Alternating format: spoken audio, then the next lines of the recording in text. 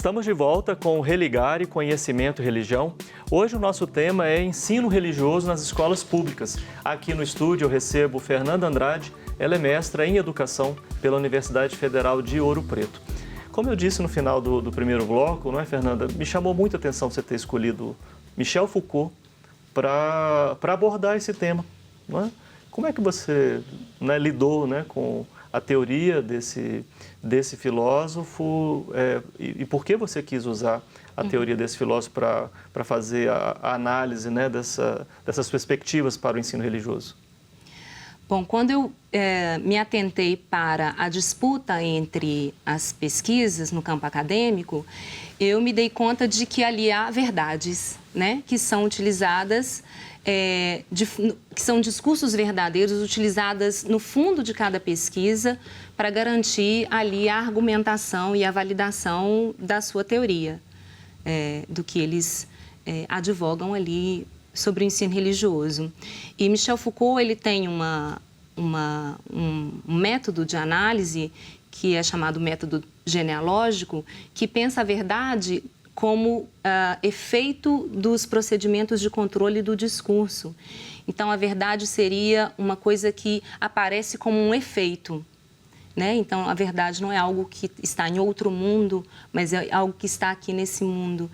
Então, se cada pesquisa tem um discurso verdadeiro, eu procurei saber como que elas operaram para ter essas verdades, Sim. Então, são 3 verdades disputando. Como é que você procedeu? Você organizou grupos de interesse por tipo de abordagem, por tipo de discurso? Foram os discursos...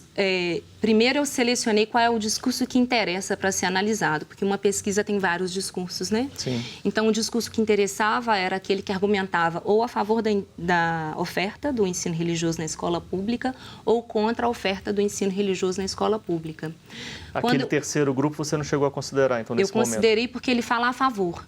Então, entendo. O primeiro grupo, eu separei em 3 grupos, que seriam os 3 discursos ou as 3 verdades em jogo nesse campo de disputa. O primeiro grupo, ele valida a oferta do ensino religioso e eu chamei o discurso utilizado por eles, eu chamei de discurso religioso cristão secularizado, que seria essa ideia de cultura da paz, sentido para a vida ou para a morte.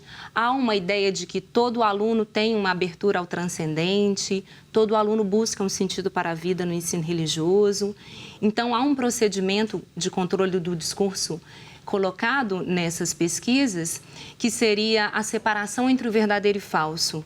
É um dos procedimentos que Foucault apresenta. Então, você tem o aluno verdadeiro, é aquele que é aberto ao transcendente, busca um sentido para a vida ou para a morte.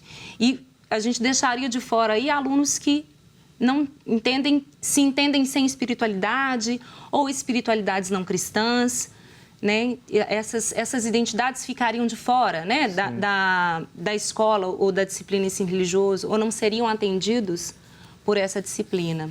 Sim, ou até mesmo que podem problematizar essa abordagem de sentido, necessidade de Qual sentido. o sentido, Um sentido transcendente? Isso, será que é necessário, Sim. Algumas pessoas podem dizer que não. Sim.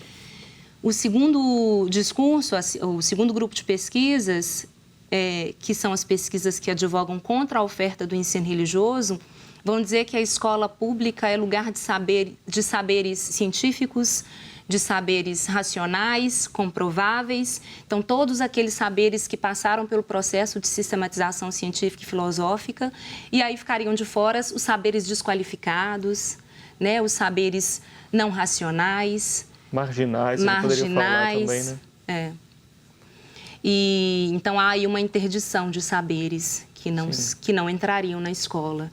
Sim. E o terceiro grupo, ele vai utilizar um controle de discurso que Foucault chama de apropriação social do discurso, porque aí deixa clara quais são as linhas de oposições e lutas sociais.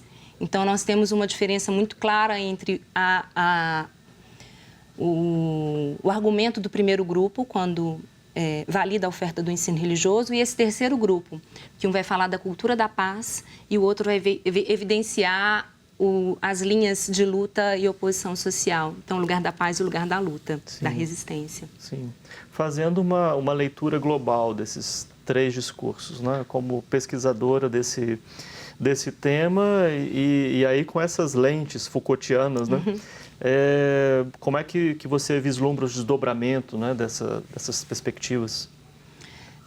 Porque eles continuam... Eles continuam disputando, mas me parece que nessa disputa ninguém está olhando para esse terceiro grupo, porque não é um grupo organizado, são grupos que emergem espontaneamente em lugares... Eu seria uma pessoa que eu aderiria a esse terceiro grupo, né? E eu comecei imaginando que eu seria a única, quando eu me dei conta de que havia já alguns pesquisadores e pesquisadoras. Sim. E esses pesquisadores e pesquisadoras evidenciam o silenciamento de religiões de matriz africanas.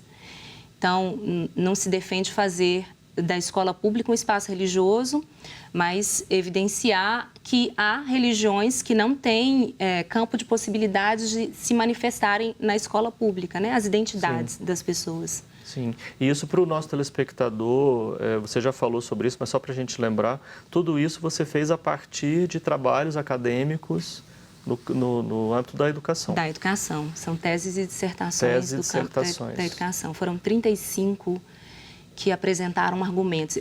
Eu selecionei 41 pesquisas que tratam do objeto ensino religioso, mas apenas 35 traziam alguma argumentação, que seria esse meu discurso que interessava. Sim. Se quem quiser, inclusive, conhecer seu trabalho, você publicou um artigo sobre nos esse anais tema, de um colóquio. Sim. Mas a pesquisa está disponível, né, na Biblioteca Digital da PUC-Minas. Biblioteca Digital da UFOP. Da UFOP. A PUC-Minas lá no começo, né? Mas, enfim, o coração da gente fica ali também, né? Mas é na UFOP, né? No banco de teses e dissertações da UFOP, você quiser acessar a pesquisa da Fernanda. Aparece aí na sua tela, não é, o endereço da Biblioteca Digital. Não deixe de conhecer o trabalho da Fernanda. E, Fernanda, fazendo também, assim, a partir da sua pesquisa, mas falando assim, depois da pesquisa, né, e para além da pesquisa, a gente tem acompanhado assim, um pouco da prática e chama atenção colegas que receberam formação, como a sua formação, e quando essas pessoas vão atuar, não é, acabam fazendo um ensino religioso na escola pública ainda muito atravessado pela confessionalidade. Isso daí não depõe contra o que se espera do ensino religioso? Eu entendo que a formação inicial precisa ser repensada, né? Assim, entender que o ensino religioso ele não faz mais parte do campo religioso, mas que a base dele agora é uma base científica, que a ciência da religião oferece tantas ferramentas, né, de análise e metodológicas importantes que precisam ser levadas em conta. Sim. É um campo científico, né? A despeito dessas dificuldades, você advoga pelo ensino religioso na escola pública? Eu advogo pelo ensino religioso na escola pública, que eu entendo que seria uma ferramenta de enfrentar essas tensões e disputas no campo religioso junto com os alunos. Porque ainda que nós temos, por exemplo, no caso de Belo Horizonte, que não há oferta do ensino religioso na escola pública, você tem a manifestação de identidades cristãs e você não tem ninguém ali com uma capacidade analítica para problematizar essa questão, né? É curioso como é que no âmbito da escola, da universidade também, esse tema da religião é tão presente, mas ele parece que, por esse setor, parece que ele precisa ser evitado. Não é? Não sei qual é a posição exatamente que se quer defender em nome da ciência, ou em nome de uma cientificidade. Não é como se esse fenômeno não existisse. Ele está aí, as pessoas tomam decisões por conta das suas vinculações religiosas, né, para a vida política, para a vida pessoal, para a vida social. Né? Aí parece que esses temas poderiam estar melhor discutidos no seu campo, né, próprio, aí, que seria e nós temos também saberes que não passam pelas sistematizações científicas e filosóficas, que fazem parte de um campo religioso que não está presente na escola, que são as pessoas de religiões de matrizes africanas, por exemplo, né? Esse é um tema que atravessa a minha pesquisa, porque meu orientador, né, ele, além de professor da UFOP, é Babalorixá. Você foi orientada pelo Erisvaldo, né? O Erisvaldo já esteve, Erisvaldo Santos, ele já esteve, inclusive, aqui no Religare, publica nessa área também, pesquisa esse tema. Exatamente, acho que é o grupo mais silenciado, né? Sim. Nos temas, porque quando se fala nas grandes tradições hegemônicas, no cristianismo, aí o lugar está garantido, né? E você tem 2 silenciamentos, um da parte da razão instrumental, do conteúdo comprovável, e o outro no campo religioso, em que há, né, um monopólio, aí eu diria, do campo cristão, religioso cristão.